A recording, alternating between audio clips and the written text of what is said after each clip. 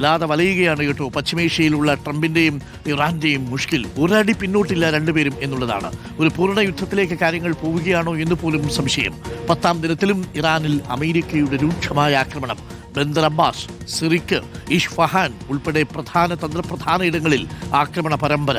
സൈനികർ കൊല്ലപ്പെട്ടതിനുള്ള തിരിച്ചടിയെന്നാണ് അമേരിക്കയുടെ വാദം. അമേരിക്കൻ സൈനികർ ഇനിയും കൊല്ലപ്പെട്ടാൽ കൂടുതൽ ആക്രമണങ്ങൾ നടത്തുമെന്ന് ട്രംപ് ഭീഷണി മുഴക്കി. പൂർണ്ണ തോതിലുള്ള യുദ്ധത്തിലാണെന്ന് ഇറാൻ പ്രസിഡന്റ് മസൂദ് പെസഷ്കിയാനും പറഞ്ഞു. അതിനിടെ സൗദി അറേബ്യക്കെതിരെ ഹൂത്തി വിമതർ നാവിക ഉപരോധം പ്രഖ്യാപിച്ചതും മേഖലയിലെ ആശങ്ക കൂട്ടുന്നു. ആതിര ജെയിൻ ഇന്റർനാഷണൽ ഡെസ്കിൽ നിന്ന് തത്സമയം ചേരുന്നുണ്ട്. Athira, very good morning. Athira, പൂർണ്ണ തോതിലുള്ള യുദ്ധത്തിലാണ് തങ്ങളെന്ന് ഇറാൻ പറയുന്നു. ശക്തമായ തിരിച്ചടി വീണ്ടും പ്രതീക്ഷിക്കണമെന്ന് ട്രംപ് പറയുന്നു. ഇതിനിടയിൽ ഹൂതികൾ സൗദിക്കെതിരെ കടലിൽ ഉപരോധം ഏർപ്പെടുത്തുന്ന സാഹചര്യമുണ്ടാവുന്നു. കാര്യങ്ങൾ കൂടുതൽ സങ്കീർണമാവുകയാണോ? ആശങ്ക ഏറുകയാണോ? ആതിര.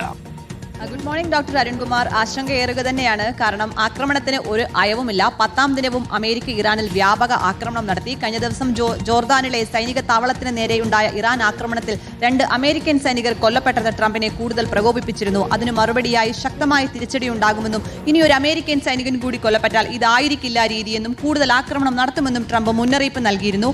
വീണ്ടും 10ാം ദിവസം കനത്ത ആക്രമണം തന്നെയാണ് ഇറാനിൽ തുടർന്ന് അമേരിക്ക നടത്തിയത്.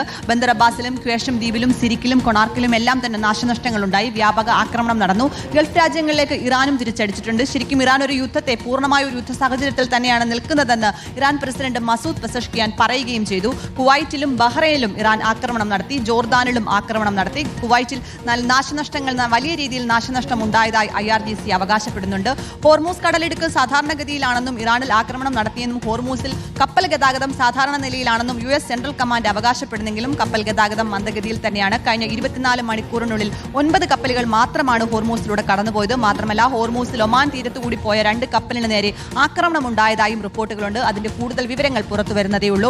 ഇരു രാജ്യങ്ങളും ആക്രമണം തുടരുമ്പോൾ, ശക്തമായ രീതിയിൽ ആക്രമണം തുടരുമ്പോൾ ആശങ്ക കൂടുകയാണ്. മാത്രമല്ല ഹൂതി വിമതർ സൗദി അറേബ്യക്കെതിരെ നാവിക ഉപരോധവും പ്രഖ്യാപിച്ചിട്ടുണ്ട്. അവിടെയും സംഘർഷം കൂടുതൽ മൂർച്ഛിക്കുന്നുവെന്ന അവസ്ഥയിൽ തന്നെയാണ് നിലവിലുള്ളത്. ഡൊണാൾഡ് ട്രംപിന്റെ വാക്കുകൾക്ക് പിന്നാലെ ഇനിയും കൂടുതൽ ആക്രമണം ഉണ്ടാകുമെന്ന സൂചന തന്നെയാണ് അമേരിക്ക മുന്നോട്ട് വെക്കുന്നത്. ഇറാനും അയവില്ല എന്ന നിലപാടിൽ തന്നെയാണ് നിൽക്കുന്നത്. ഓക്കെ, അതിലെയാണ് വിവരങ്ങൾ നൽകിയത്. പശ്ചിമേഷ്യയിൽ നിന്ന് വരുന്ന വാർത്ത അത്ര സമാധാനമുള്ള വാർത്തയല്ല എന്നുള്ളതാണ് നമ്മുടെ ആശങ്ക. യുദ്ധം ഒരു തുടരുകയോ തുടരാതിരിക്കുകയോ ഒക്കെ ചെയ്താൽ പോലും അത് നമ്മുടെ നാട്ടിലേക്ക്, നമ്മുടെ മനുഷ്യരെയൊക്കെ അത് ബാധിച്ചു തുടങ്ങുന്നു എന്നുള്ളതാണ്. ഉയർന്നു നിൽക്കുന്ന ഡീസൽ പെട്രോൾ വില കുറയാനുള്ള സാധ്യത കുറയുന്നു. സൗദിക്ക് മേൽ ഇപ്പോൾ ഹൂതികൾ കൂടി കടലിൽ ഉപരോധം ഏർപ്പെടുത്തിയിരിക്കുകയാണ്. ഇതിന് എങ്ങനെയാണോ പര്യവസാനിക്കാൻ പോകുന്നതെന്നൊരു പിടിയുമില്ല.